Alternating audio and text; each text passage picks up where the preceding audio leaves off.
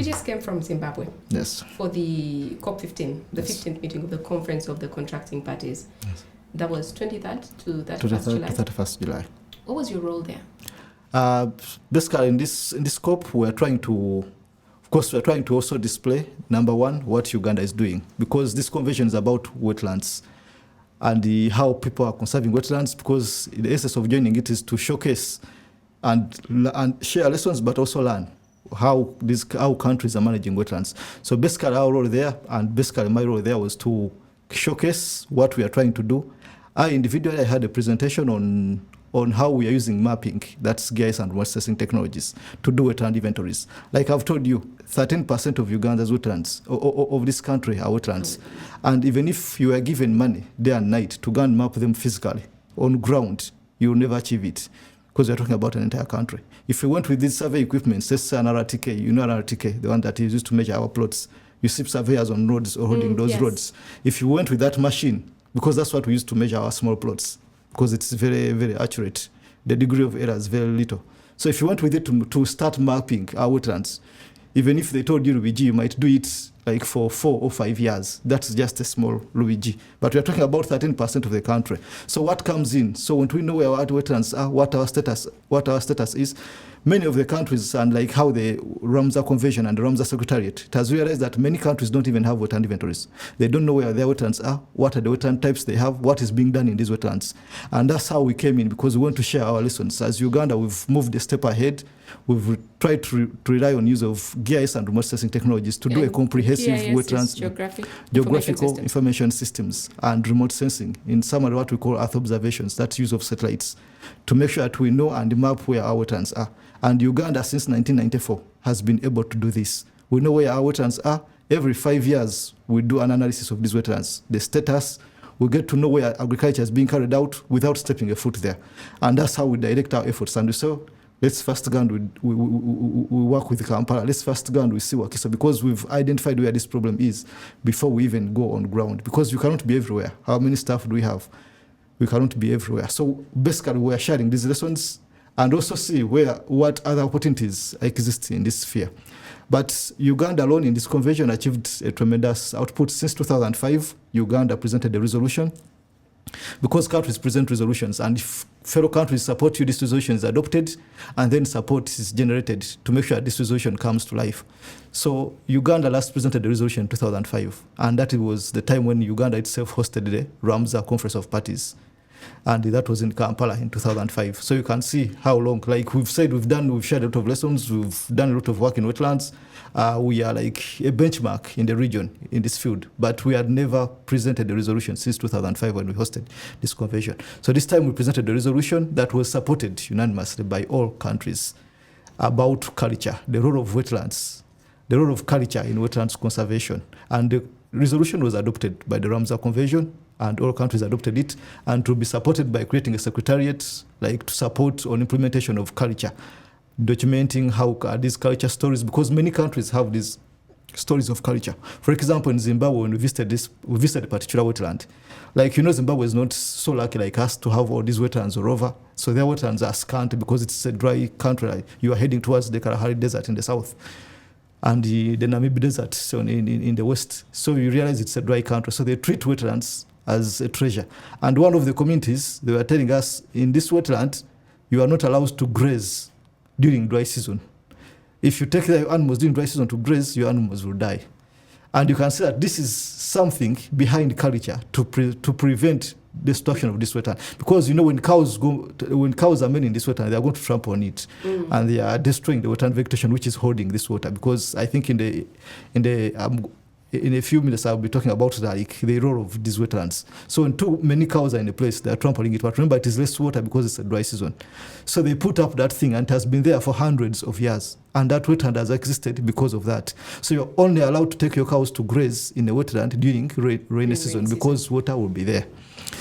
Bring that to Uganda here, culture and wetlands. Yes. So when you come to Uganda here, we have many.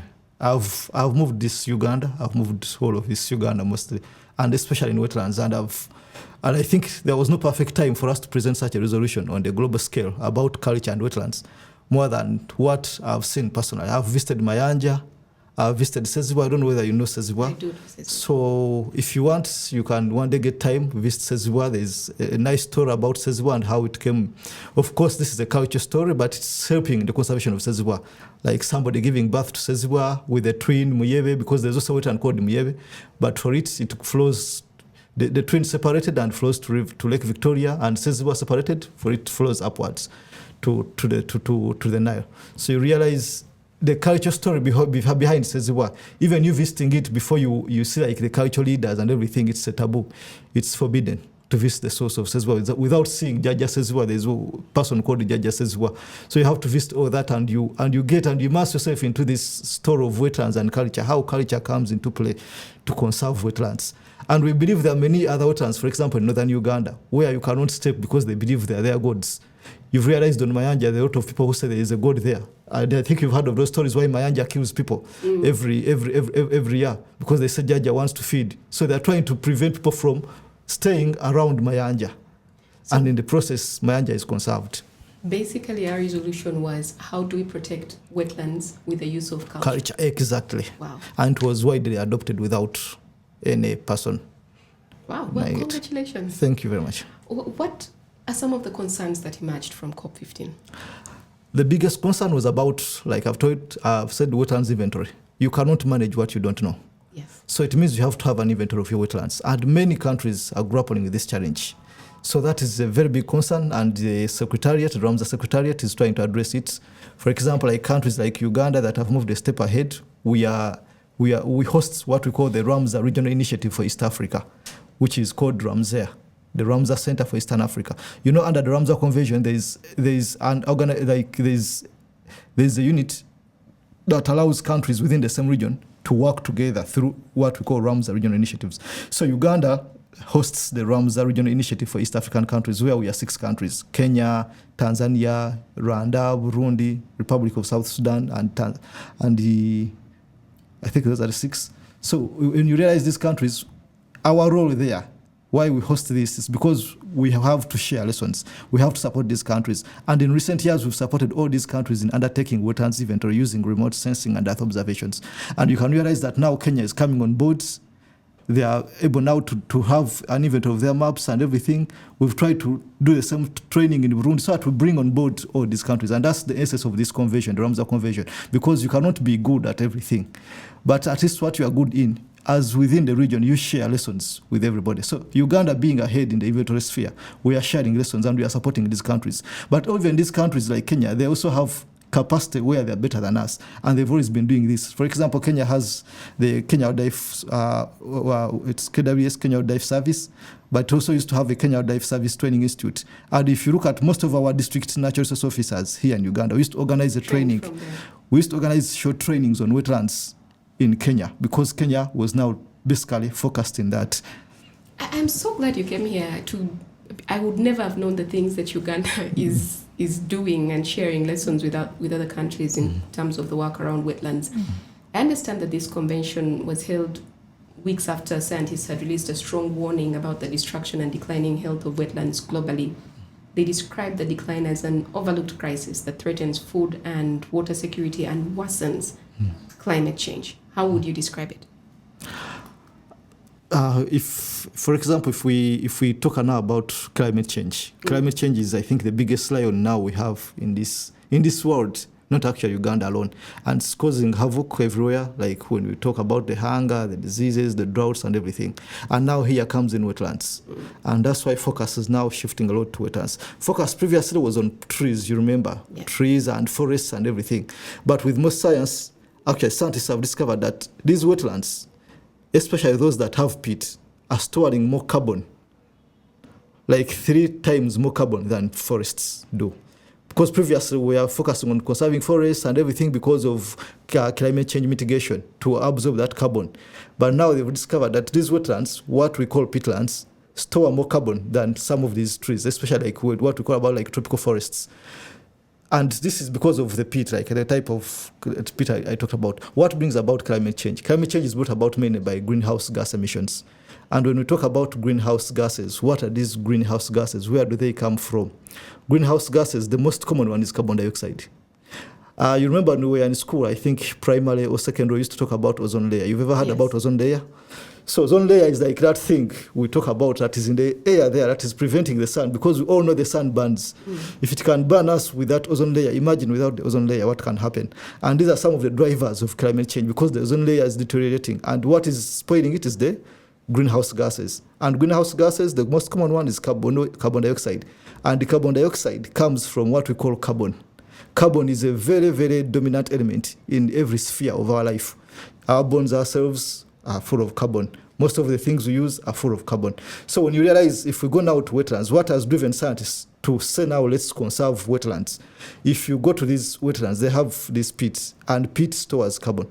So as people come, the ones you've been talking about, the cabbage growers, the sugarcane growers, the farmers, the people who are constructions, the rice growers, they are digging. And as they are digging, they are turning this pit on top. This pit is not meant to turn on top. It is meant to stay there. Because when it stays there, it is the one that is helping us store that water, number one. That's why you see it is a sponge. When you hold it, water comes out. Why? Because whenever it rains, it is keeping for you that water, and it is releasing it slowly, so that you continue having a continuous flow of water all year round. But when you come and remove this pit, you dig a drainage channel, it means water is just going to run. That's why you see flooding. For example, let's say Kampala, because we've dug drainage channels everywhere. So when water comes, where wetlands would have stored this water and absorbed it like a mattress and release it at its own rate slowly, you dig drainage channels, so when water comes, it has to run off. So if it is a lot, it has to go into people's houses and kill people and everything.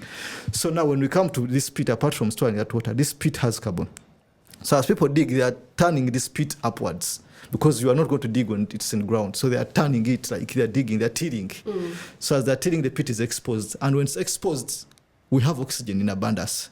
So in science, when oxygen meets carbon, they create carbon dioxide. And that carbon dioxide is one of the biggest greenhouse gases we have. And that's one of the biggest contributors of the destruction of the ozone layer. That is increasing the prolonged droughts we have. That's why we have too much heat. That's increasing the prolonged flooding we have. That's why you see issues of like landslides increasing, which weren't there previously. The incidences are increasing in every sphere, from flooding to diseases to cancers and everything, because of this. So scientists ended up seeing that wetlands can play a part, but we have to work together and conserve these wetlands so that we keep the carbon there. So they have not only stopped there, they go ahead and understand, even us as a country, that yes, the population, like it was in 1990, it's not the same way it is now. A lot of things have changed. So what are we going to do about this? People are looking for livelihoods. People have to eat, people have to survive. We cannot deny that, because we are paying school fees and everything. People have kids to pay for school fees. What can we do as alternative sources of livelihood? That's why they came up with something that we call carbon trading. Trading in carbon. So if these peatlands have carbon, now it's upon us as government and our development partners to make sure that we do the science. We quantify how much carbon is there, and we put it on the global market and we sell. This money comes and is given back to these communities as a way of conserving this wetland. So you can see that it's a linkage of alternative sources of livelihood, conserving the wetland, but also curbing climate change, because climate change will finish us. I usually tell people when we are doing some awareness meetings that you can, if you know a country called Chad, it had a lake called Lake Chad. And you can see why that country is always in war. It has never stopped being in war, because most of the wars are around that lake. The small lake that is left, that lake was very big. It was almost towards the size of Lake Victoria, if you look back on satellite imagery. But you can see now it is almost remaining like a pond. And because those people are nomads, they need water. Now every tribe that has guns, they're fighting for what?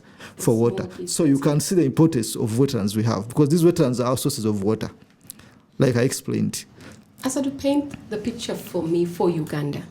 If we continue playing with our wetlands at the rate at which we are, what will our future look like 10 years from now, 20 years? It's very scary. That's the first word I can say.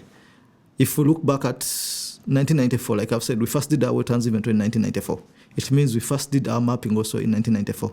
But like I've told you, every 5 years we do mapping of these wetlands to understand what has changed and what has been lost. But the first time we mapped these wetlands, we had 15.6% of wetlands covering this country. This country had 15.6%. And at the moment, we are talking about 13%. It means we've lost almost 2.6. That one has gone When you talk about 2.6 of Uganda's surface area, you need to calculate how much has totally gone. That one we can no longer get it back. But of this 13%, the one I'm talking about, that is not what is intact. So that 13% is the general wetlands, whether built up, like the way you see the people have built in Kampala, where you see rice farms in Ireda, where you see it is part of this 13%. So when you deduct from that moment, our wetlands coverage now stands at 9.3, the one we can call a healthy wetland. So it means from 15.6 that was healthy in 1994, we are now standing at 9.3. And in 2015, it was actually 8.9. Just because between 2015 and now, you've had the president, I think in every speech, he has been talking about wetlands. He has been promising how he's going to sack us from our jobs up to the local government level. And he has been putting in a lot of efforts on making sure that he fundraises. He mobilizes resources for wetlands restoration. That's why you've been seeing us all over. And between 2015 to now, that's how we've been able to increase from 8.9 to 9.3. But you can see that we have a target in our Vision 2040 to make sure that we take back wetlands coverage to 12%. The one we are talking about, the intact, where you see a fresh wetland, because we are realizing the role. So people need to understand, why do we need to protect these wetlands? Number one, flood regulation and flood mitigation. We've had a lot of issues on flooding. Whenever flooding comes, we lose billions. I'm telling you, here in Kampala, you might take it as a joke, but I've moved up country, especially in the east. You find a bridge broken down in just one season, and the bridge is like 3 billion. This is for a district. When will this district ever get money? For example, I was in Manafa. There's a river called the Kamisaru. When would this district ever get 3 billion again to construct this? They've spent like 2 years without having that bridge constructed up to now. But it would have been solved by one simple thing: conserving the environment. You get it? So people need to understand this. Number two, diseases. I've talked about cancer. You are digging in the wetland, you are spraying, you are using fertilizers. And that is the order of the day nowadays. Whoever is doing agriculture, 98% in wetlands, they are using the spraying, whether it's rice and everything, for pests, for diseases, for what, they are spraying. And in the end, this is the same water we are taking. Because here in Kampala, we have an advantage that we have taps, where water first goes to national water and is treated. But in communities, they don't have that luxury. They have to go to the same river where he went and dug up. He has to go to the same river down in the stream and fetches water for drinking and for their animals. So you can see the cycles, and you can see the increased incidences of cancer. You go to the villages and start saying, why are these people suffering from cancer? But was cancer there in the last 20, 40 years in that area? No. So we have to conserve wetlands. We have to make sure that we leave wetlands to do their job. We should not do things that aren't allowed in the wetlands. And the good thing in our laws in Uganda, we put there things that are allowed and not allowed in the wetland. So wetlands are not meant to be left there. And that's what I think when you read about the Ramsar Convention, that's what the Ramsar Convention is talking about. Wise use of wetlands. Are you using the wetlands wisely? Because they're meant to be used. They're a resource from God to us. But how are we using them? You get it? With everything that you know and everything you see happening, what keeps you awake at night? Basically, is to make sure that I do the best to the job that has been granted to me, because I know it's an opportunity, first of all, to serve my country, but it's also an opportunity that I'm doing something that I love. I just love environment, and like you saw, my first degree is in environment science. So this is something that I do passionately, and every time I think about this, you'll never find me doing anything else. Even if it's at night, you'll find me either on maps, trying to see where these wetlands are, trying to inform stakeholders, what are you going to do. If you find me in the morning, you'll find me trying to write something. Previously, I used to write a lot about environment before I joined the government, because government, we have our restrictions, so you don't just write if you're not the PRO. You don't just publish everything, because of course we have our PRO specialists and everything. So you realize it's about seeing how we make this world a better place, especially in terms of climate change, because like it or not, it's the biggest challenge that this world is facing right now. That's why we have all those international agreements talking about climate change. But now me as a person, a specialist who's focused on wetlands, what role can I play to make sure that my impact is felt in this sphere of wetlands conservation? Because this is a resource that we have. Mind you, we have to know that our parents paid us using coffee money. Most of our parents studied school fees and everything comes from agriculture, because it's the backbone of this country. But when you look at this country, how do we do our agriculture? Our agriculture is rain-fed. Very few people can afford irrigation. Someone said agriculture is by chance. Yes, exactly. And by chance, we are talking about rain-fed. If it rains, well and good. If it doesn't rain, losses. ask yourself, where does this rain come from? Our rain comes from the water bodies we have, the wetlands we have, and the forests. So if we spoil these wetlands, shall we have food tomorrow? Shall we have the coffee we are talking about? Shall we be able to go to school? So I want people to understand why we have to conserve wetlands, that this is a line. For you might want to have food for today, but be assured your children will not have food tomorrow. You might want to do rice today in this wetland, but your children will not afford that rice tomorrow. Where are you from originally? Mukono district. How do you come to be working in the Ministry of Water and Environment? Basically, I joined Ministry of Water and Environment as a fresh graduate, fresh from campus, because I graduated around the 2016. So I joined the ministry in 2017. This is public service, so usually public service advertises open positions and we apply to the public service. When you go through, then you are posted to where your qualification falls, and that was Ministry of Water and Environment. So I was lucky enough to be the successful candidate of that day and join the Ministry of Water and Environment. And I don't take it as a joke, as a wetlands officer. What's a typical day like for you? A typical day in our department, basically we are like public servants. We report to work at 8 and we leave work at 5. That's why you see people tell us 8 to 5 people because we report, some even leave their coats and everything. But as we report to work, personally, I report to work at 8. In our division, in our department, we made sure that we have specializations to make work easier, because building capacity is not easy, especially when you come to an area like data management where you need people to understand specializations and everything. So we try to create divisions so that people can specialize in something that can be of help, so that you are not everywhere and end up being nowhere. So basically, I specialized in my master's. I specialized in GIS and remote sensing from the University of Leeds. And I lead the data management unit in the Wetlands Management Department. So basically, my day, like when I wake up, reach office, open my computer, I'm a computer person because these things are done using computer. So my best tools is computer and a GPS machine. Those are my daily tools. So when I sit on my computer is receive letters, because I usually receive letters like requests, especially since our operations in removing people from wetlands. Vigilance has increased. So people are always asking, am I in a wetland or not? So in a day we can have more than 20 requests to make sure that we inform people whether they're in a wetland or not. And that is my duty, to make sure that we inform that. It's very encouraging to know that people actually being... People actually, from the operations we did, especially in the route starting 2022, 2023, and you saw operations in Luigi, breaking the houses and everything. Of course, some saw it as bad. But trust me, when you come to our office, it was a very good thing. Because nowadays, a month, we receive more than 100 requests. Before somebody buys a plot, he comes and first asks, please help me know, am I in a wetland or not? And we are scoring, we are achieving. Before somebody goes and develops a plot, he comes and asks, before somebody actually even goes and develops or does agriculture, asks, is this a wetland or not? Like, that's why I was trying here to first explain what a wetland is or not. People don't know what a wetland is. But now with that sort of sensitization, the president has been talking about it every day in all his speeches. We've done these operations and people are now vigilant. So when I wake up, basically that's one of my biggest duties. Sit there, draw these maps, inform people you are in a wetland or you are not in a wetland. Analyze data, because there's no way we are going to receive funding or everything if you don't report. Because that's why I've been able to tell you that we've shifted from 15.5 to 9.3, because I sit down and analyze this data and be able to get these figures. We don't get them from heaven.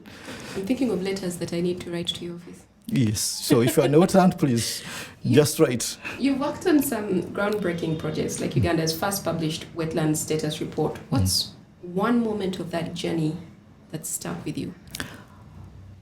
After, let me say, more than 30 years that this department has existed, since even since the first inventory in 1994. Before I joined government, even like with all the work that we are doing, we had never published a state of wetlands report. But I was very proud of myself and the team we work with to make sure that we generated this document. Because like I've said, wetlands is a specialty that is just developing in Uganda. But at least I'm very proud that with my inputs, with me being in office at that particular moment, we've been able to produce our first state of wetlands report. And now actually we even have a second one to be published soon. It's already there. Those who can visit the ministry can get it, but online we shall load it very soon. So that we make this a habit that every 4 or 5 years, we inform the people about where these wetlands are, where the challenges are, and even goes down up to the lowest local government so that it informs their planning. Like, Uganda is a decentralized system of governance. Even wetlands management is decentralized. But without these people having data, because they don't have the skills that we have here, they don't have that specialty to analyze that data. But if we break it down in the simplest terms, we show them where these challenges are. I think it is something that lays a big foundation and a big stone in our wetlands management sector. With your experience, and you spoke about this earlier, very quickly, your experience in using geographic information systems and remote sensing for ecosystem resilience, what do you see as the most promising innovation for combating climate-related wetland degradation in Uganda? Yeah, in my sphere and in this experience, I believe technology changes fast. And I myself, I must admit, in a field that I specialized in, it's a field that changes very fast because it is technology-based. And number one, it requires young heads because it changes fast. So, like how our people used to map in 1994 is not the way we are doing it. So if you give them to use our technologies, they might not be able to do it unless they go back to school. That's if they still have the capacity to study. So it's a very fast-changing field. So we must admit that technology is going to be very important in combating climate change. And here comes what we call the unmanned aerial vehicles, what we call UAV drones. I think they're changing spheres, not only in war like you've been hearing them in Ukraine and Russia, but even in the environment sphere, in the climate change sphere, like how we are tackling climate change. We are going to need a lot of brains, a lot of emphasis in using maximally this technology of UAVs because they produce, number one, high quality data since they fly low. Because most of the data we use, like all this information I've been trying to explain to you, we are using satellites. We use satellites like Sentinel, like Landsat. These are American-owned satellites. Sentinel is European-owned. We don't have control over them. And they fly from above. So we get images like of 30 meters resolution. When I talk about 30 meters, means we are seeing something from above 30 meters. So you might not see some things clearly. But when you're using unmanned aerial vehicles, you are able to understand most of these things. You all load on these sensors, and you can even see. So if you realize our next state of wetlands report, the one in the next 4 years, trust me, to be way, way different from what we've been doing. You'll even be able to know that here we have pap, here we have maize, here we have beans, here we have cassava. So we shall be able even to identify to the smallest detail. And here we shall be able to know that here we have drainage channels. So you can see that we shall be able to get direct information. If you want to, as the department and as a ministry, as we sit and think about combating degradation of wetlands, even the degraders are sitting there thinking of how they can evade us. You get it? So they are becoming sharper as we also become sharp. So you realize when you move in most of the wetlands, you might see it on top, like outside here when it's intact, because you are seeing the papyrus and everything. But the degraders go inside there where they know you cannot reach. And how are you going to see this in real time? If we can start using UAV drones and everything to fly them around and capture this information, we are going to be able to pinpoint exactly where the problems are, because majority of our degraders are smart. They don't degrade on the roads because they know the president will pass. Us, when we are monitoring, we drive on the road. So they go inside where they know you can't step. But if we start bringing this technology, because this technology in climate change does not only actually even work on wetlands. The power of GIS and remote sensing, the power of technology is immense. These technologies have sensors. If we put on board sensors on air pollution, sensors on let's say water pollution, they can be able to give you real-time data just by flying around. And you can see that we can be able to know that there is a problem here and we must combat it in real time. What's been the most surprising thing you've discovered while you're mapping Uganda's wetlands? The most surprising thing is, like I've said, what degraders are very smart people. And I think I've been surprised for the 8 years I've worked in wetlands. I've been surprised by how sharp these people, creative they are. But I've also been surprised that in the sensitization meetings, people know that they're doing wrong. It's a big surprise. I've attended several meetings, community meetings at village level, and these people actually, they know the importance of wetlands. So if ignorance is not the excuse, what's the excuse? Livelihoods.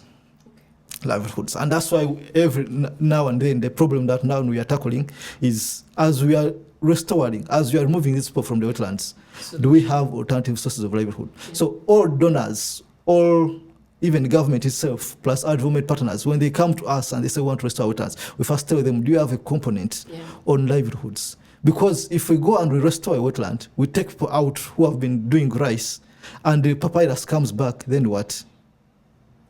The moment you go out like this, if they don't have what to eat, they will come back. But if you go and you take them out, give them maybe livestock, maybe cows, try to share them, give them maybe apiary, and those are things we've been trying to do. If you visit Eastern Uganda, we have a project there. In Western Uganda, we have a project there, and some projects in Northern Uganda.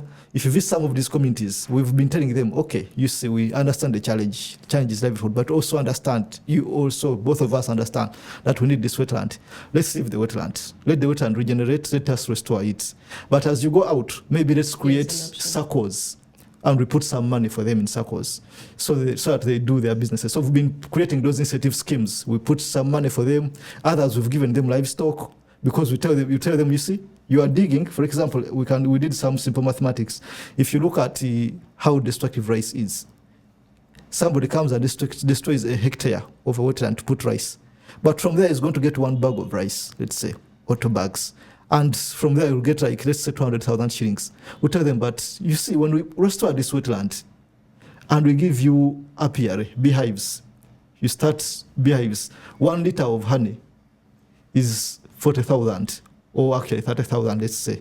Let's put it to the list. 1 liter of honey is 30,000. But what time are you going to invest in apiary? Apart from us giving you the beehives, the apiary, because the bees need the water in the wetlands, they need the flowers from the papyrus, and they give you honey for you as you're doing other things. But rice, you have to be there, kids are not going to school, and they're not getting the money, but you're destroying the wetland. So can we stop this running back and forth? Let's give you this alternative source of livelihood. You find something else to do, but as you also get your honey, that is even more income generating than rice. And I think that's what the president has been trying to explain. What more do we need to do in Uganda to protect our wetlands, and who is responsible? I guess the answer is all of us. All of us. But is it too late? It's not late. Like I've told you, 2015, wetlands coverage was 8.9%. Right now, we're at 9.3%. It means we've tried to do something, and we've showed that it's possible to go back to our goal of achieving wetlands coverage at 12%, intact wetlands coverage at 12%. But I think one thing that we need to do is more sensitization and awareness. We need to take the sensitization and awareness there. And that starts from schools. I believe we have to use the opportunity of schools and the youth, because there are quite many. Because Uganda, like 78% of the population are youth. Are they interested in wetlands? They understand why we need to conserve these wetlands. Are they at the front line in conserving these wetlands? When you look at the advocacy platforms, at the NGOs doing this, how many are youth owned? Or how many are youth controlled? Because these are the majority. Yeah. And they have to understand this subject if we are to put wetlands conservation for the future in Uganda. We have to take wetlands education to schools. We have to develop wetlands education in schools from primary level. Let kids grow up knowing that we need wetlands. The way we've grown up in our era, knowing that there's importance in trees, let's take that same energy back to schools and we tell them now, the thing here is wetlands. Do you know the importance of wetlands from primary to secondary to university? Like university, we can say there's no person who can come here and tells you did a wetlands course. It's not there. But why isn't it there? Yet we know 13% of the entire country are wetlands. Can we have a wetlands specific course? Things like that. Because all of us here, wetlands is just a unit. Yeah, I was going to say we learnt about wetlands, but not like it. So you can say that it has to go back to schools. The same way we did afforestation and reforestation. Let's take wetlands restoration, wetlands conservation from primary, and kids grow up knowing that we have to conserve wetlands. There we have a good future. You've worked with both government and donor-funded projects, and every time I'm having a conversation on climate change with anybody, the word collaboration comes up. What's one lesson that you've learned about collaboration across sectors? Collaboration is, I think, the only way and the only true way we are going to achieve climate action. We cannot do climate action without collaboration, because we understand there's a lot of priorities. Like, for example, we are a low-developed country and government has a lot of priorities. People need hospitals. People have been crying over roads. And then you come and you say there's water being degraded. So if there was money for roads, like in this country of ours, let's say if we had one bag and you have to pick money, somebody is dying, there is no medicine in the hospital, there are no roads, and we have wetland to conserve, where would you put it first? Because it's a small bag. You get it? So that's how collaborations come in. Because we've been able to achieve most of these things because of collaboration, working with all sectors. And not only actually working, maybe let's say external donors or grants or loans, but even intersectoral collaboration. Because we talk about wetlands conservation. Ministry of Agriculture talks about food. And where is food being grown? Some of the food is grown in wetlands. So are we collaborating? Is Ministry of Water and Environment collaborating with the Ministry of Agriculture? Is Ministry of Water collaborating with Ministry of Energy that wants people to mine sand because sand is now classified as a mineral? You get it? So we need that intersectoral collaboration. So we have to work. It's a multi-sectoral approach that can conserve wetlands. Before you grant a license for sand mining, have you consulted from wetlands whether that wetland is fit for wetlands for sand mining? Before you set up a dam, have you consulted from Ministry of Water whether that wetland has enough water to supply that dam? We've had cases where we've built dams, you've had them, because I think we've had a lot of energy debates in Uganda here, where we've had dams being constructed, and after 5 years, they cannot produce even a quarter of the power that was envisaged because the wetlands are degraded that have to bring water to this dam. So are these two people communicating? Are they collaborating? So that's why we have this collaboration. We need to collaborate if we are to achieve anything in climate action. My final question to you, Asadhu. Yes, please. If you could click your fingers and fix something, 3 things, what would those things be? Like basically fix them where? In my sector? Yes. Think wetlands, think climate. Number 1, it would be about sensitization and awareness. When people are aware, everything will be okay. You cannot do everything alone. People are the government. So before we say government, Asadhu coming and chasing out of the wetland, the person is being chased should be aware because it's also part of government. You look like someone who would come and chase me. No, definitely. With wetlands, with wetlands, it's no longer an issue because we are promised we don't chase you away. It's us who will be chased. So we have to. It's our job. It's you people paying us to do this work. So we have to do it well because if we leave you, we are not working. So basically, sensitization and awareness. Number 2, education. We have to take wetlands education seriously, back from the grassroots, from primary school. Number 3, funding.